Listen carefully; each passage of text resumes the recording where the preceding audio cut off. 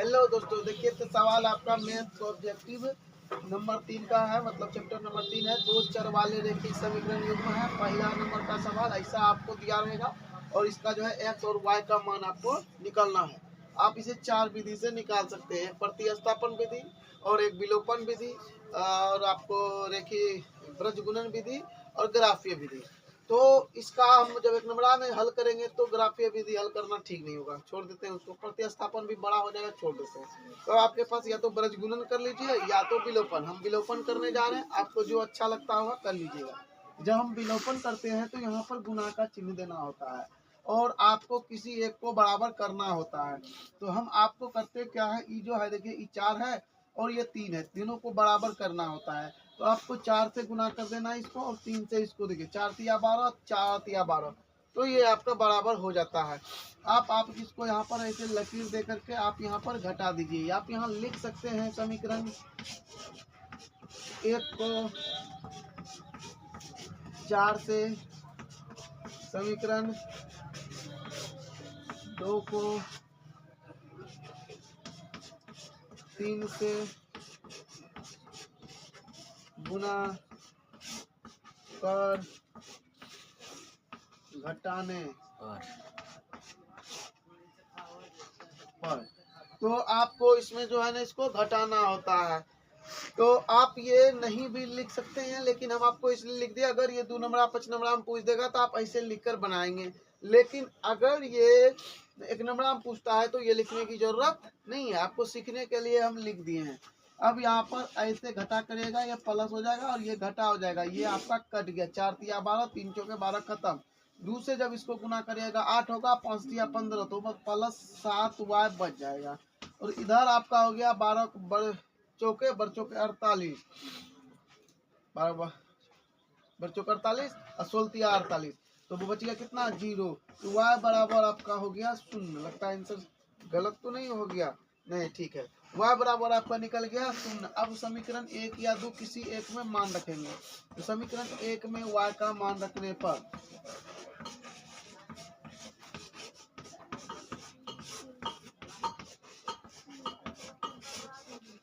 रख दिए। जब आप आपके मान रखिएगा तो क्या हो जाएगा, 3x माइनस 0 बराबर 12। 0 कैसे हो गया, जब 2 गुना 0 करिएगा तो 0 ना होगा, और 0 को जब उस पार ले जाइएगा तो 0 खत्म। अब यहाँ बच गया x बराबर आपको, चलिए 3x बराबर आपका 12 लिख लेते हैं। एक स्टेप और बढ़ा देते हैं, इतना करने की आपको जरूरत नहीं है, आप तुरंत निकाल सकते हैं। कटा दीजिए और यहाँ पर लिखिए 4।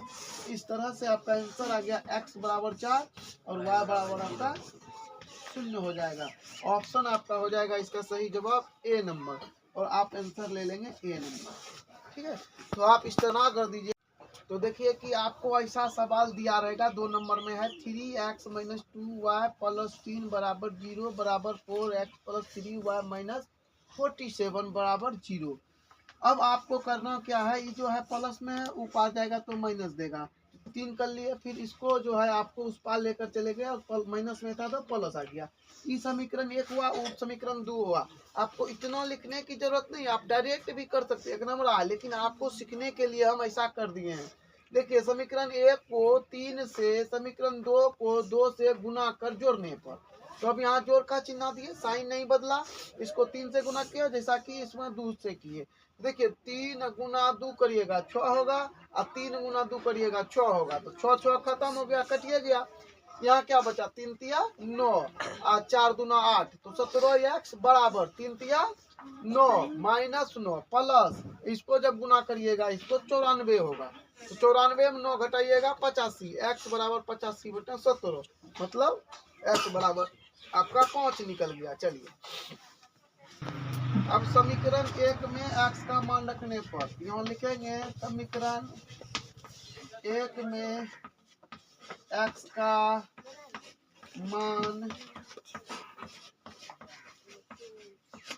रखने पर, तो समीकरण 1 का हमारा क्या था जी, तो आपका समीकरण 1 था 3x, तो 3 गुना 5 घटा 2y बराबर आपका था -3, तो 5 तिया 15 को उस पार ले जाइए, 2y बराबर हो गया -3 और 15।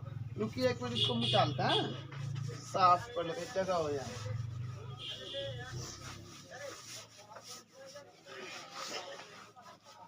ठीक है, तो अब आपका जो हो जाएगा सवाल का जवाब 2y बराबर -18। ये खत्म, y बराबर आपका 18/2 कटा दीजिए तो 9 आ गया। तो y बराबर आपका 9, x बराबर 5, y बराबर 9। समय आंसर हो गया आपका सी नंबर। आप सी को घेरा लगा देंगे। तो देखिए दोस्तों, नंबर 3 में एक सवाल है कि एक रेखिक समीकरण युग्म का घात क्या होगा। ए नंबर में ऑप्शन दिया हुआ है 0, बी नंबर में ऑप्शन आपका 2, सी नंबर में आपका 1 और डी नंबर में कोई नहीं।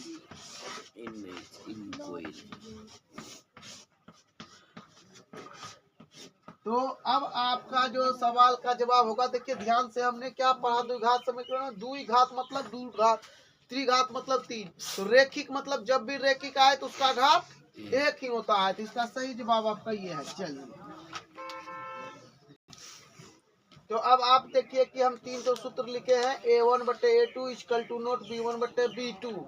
यह जब आपको यह सूत्र जब लागू होगा तो वो हो जाएगा आपको संगत, प्रतिच्छेदी और द्वितीय, यानी 3 आंसर देगा। आगे चल करके हम आपको इस तीनों आंसर को समझाएंगे। A1/A2 बराबर B1/B2 बराबर नहीं है C1/C2। तो असंगत होगा, समांतर रेखा होगा और कोई हल नहीं होगा। A1/A2 बराबर B1/B2 बराबर C1/C2 होगा तो वो संगत होगा, संपाती रेखा होगा, अनेक हल होगा। तो अब आपको हम बताते हैं संगत क्या है। संगत उसको कहते हैं जब दोनों रेखा आपस में कहीं ना कहीं मिलता हो। प्रतिच्छेदी मतलब होता है विरोधी रेखा जो कि आमने सामने काटता हो, क्रॉस। और असंगत मतलब वो कभी भी आपस में मिलते नहीं हैं। समांतर रेखा, जो समान रेखा, समांतर चतुर्भुज पड़े हो ना, एक रेखा दूसरे रेखा के समान दूरी से आगे बढ़ते चले जाते हैं, समांतर रेखा हुआ। कोई हल नहीं का मतलब कोई हल नहीं, और द्वितीय हल मतलब एक तो हल। संगत, संगत का मतलब वो तो आप जान ही गए, कहीं ना कहीं मिलता है। संपाती मतलब एक ही रेखा पर चलने वाला। अनेक हल, इसका ढेरी हल होगा, अनगिनत हल होगा। ठीक है, चलिए फिर।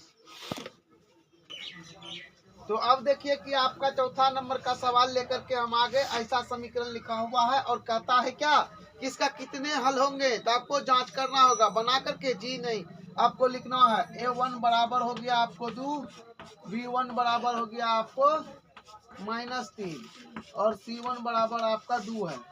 A2 बराबर आपको 6 दिया हुआ है और B2 बराबर आपको -9 दिया हुआ है और C2 बराबर आपका 5। इस तरह से आपको लिख लेना है। अब मान को बैठाइए, A1/A2 2/6 कटाइएगा ना, 3 बार में कट जाएगा और आंसर आएगा 1/3। ठीक है, दूसरा सब आएगा B1/B2। आप लोग एक बगल से कॉपी में लिखते जाइएगा, जैसे यहाँ लिखे फिर यहाँ पर लिखना इसको, है ना। B2 बराबर आपका आ जाएगा -3/-9। माइनस माइनस खत्म, कटाइए इसको, 3 आया और यहाँ पर आप 1/3 लिख पाएंगे। हो गया। अब आपको लिखना है C1/C2। तो C1/C2 जब लिखिएगा तो 2/5 हो जाएगा। अब ध्यान से देखिए कि A1/A2 बराबर है B1/B2, है ना। देखिए दोनों का मान सेम है, 1/3 1/3, लेकिन ये अलग है। तो आप यहाँ आप लिख देंगे इक्वल टू नोट C1/C2। तो ये सूत्र कौन सा हो गया आपका, इसका कोई हल नहीं होगा। तो आप यहाँ पर लिखेंगे कोई हल नहीं होगा, भी नहीं लिखे चलेगा। कोई हल नहीं वाला ऑप्शन आपका हो जाएगा। कितना नंबर का ऑप्शन है आपका, बी नंबर। अब यहाँ पर आप बी को रंगा देंगे। तो अभी आपने जो ऊपर में सूत्र पढ़ा उसका उपयोग किए तो बन गया था। अब प्रश्न उठता है कि सर आपने संगत, असंगत, समांतर रेखा सब पढ़ा दिए, लेकिन यही लिखे। जो चीज आपको पूछा जाए तो उसी को लिखा जाए। तो ये पूछा इसलिए हमने इसको लिखा, वो पूछता आगे वो पूछेगा तो उसका भी जवाब देंगे हम। तो देखिए कि सवाल आपका है 5 नंबर का, कहता है कि दो रेखिक समीकरणों के लेखा चित्र यदि संपाती रेखा हो तो उनके कितने हल होंगे। तो आपको देखिए जब संपाती रेखा होता है ना तो अनगिनत हल होता है। क्या होता है? अनगिनत, यानी ऑप्शन नंबर सी होगा। लेकिन आपको हम दिखा देते हैं तो करके थोड़ा सा समझ आ देते हैं। दो रेखिक समीकरणों को लेखा चित्र यदि संपाती रेखा का सूत्र क्या होता है जी? A1 बटे A2 बराबर B1 बटे B2 बराबर C1 बटे C2। तो इसका तीन सूत्र होता है, मतलब तीन सूत्र, तीन नाम देगा। सबसे पहले ये संपाती रेखा होगा, उसके बाद क्या, सॉरी, पहले संगत होगा, फिर संपाती रेखा होगा और अंतिम में क्या होगा? अनेक हल होगा।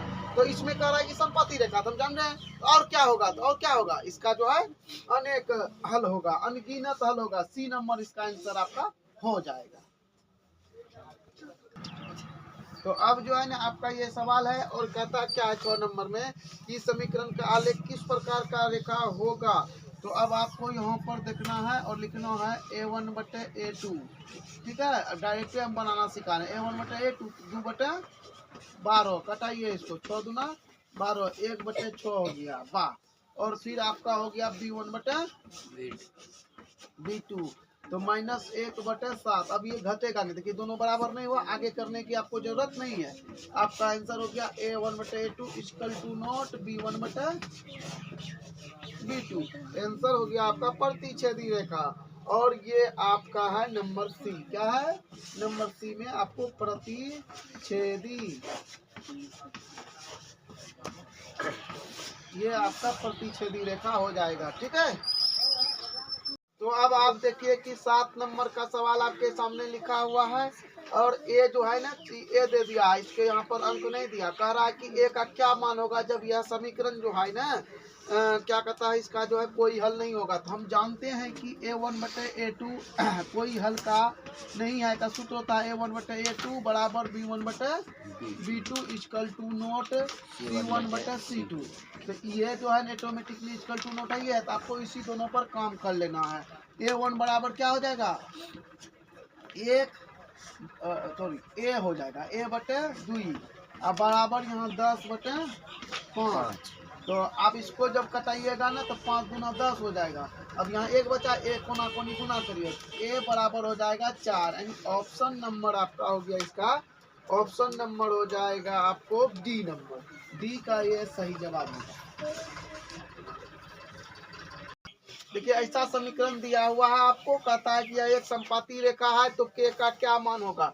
तो के का क्या मान होगा? तो A1 बटे A2 बराबर B1 बटे B2। संपाती रेखा में कौन सूत्र होता है जी? A1 बटे A2 बराबर B1 बटे B2 और बराबर C1 बटे C2। तो आप इसको भी ले सकते हैं और इसको भी, हम इसको ले लेते हैं 1 बटे 3 अब बराबर 2 बटे के कर लेंगे ना तो हो जाएगा। कोना कोनी गुना करेंगे तो के बराबर आपका 6। ऑप्शन नंबर आपका कितना है देखिए थोड़ा सा, ऑप्शन नंबर आपका डी। इसका आंसर हो गया आपको डी नंबर का। इस तरह से आपका ये हिसाब रेडी है।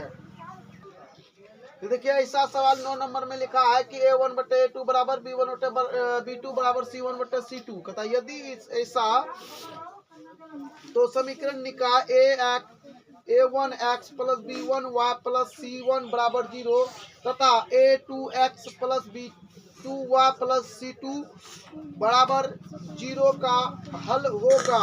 जब ये सूत्र लगता है ना दोस्तों तो क्या हल हो जाता है? तो अनगिनत हल हो जाता है इसका आंसर आपका हो जाएगा अनगिनत हल, है ना। संपाती रेखा जब होता है तो क्या होता है? अनगिनत, यानी सी नंबर इसका आंसर होगा। चलिए कथा के किस मान के लिए यह समीकरण जो है अद्वितीय हल होगा। तो चलिए हम लोग निकालते हैं। तो अद्वितीय हल का सूत्र क्या होता है? A1 बटे A2 equal to note B1 बटे B2। ठीक है, तो आप लिखिए K बटे 3 बराबर 2 बटे 1। यहाँ पर बराबर नहीं देना, इक्वल टू नोट देना है, बराबर नहीं है। K बराबर इक्वल टू नोट 3 दूना 6। तो अब आपको क्या समझना है, पहले इसका ऑप्शन ले लेते हैं, उसके बाद आपको हम समझाते हैं। ऑप्शन आपका हो गया बी नंबर इसका सही जवाब। तो कहने का मतलब है के का मान 6 के अलावे और कोई भी संख्या होगा तो यह अद्वितीय हल होगा। लेकिन अगर के का मान 6 हो गया तो यह अद्वितीय हल नहीं होगा। के इक्वल टू नॉट 6, यानी के का मान 6 नहीं होना चाहिए, इसका मतलब ये हुआ। चलिए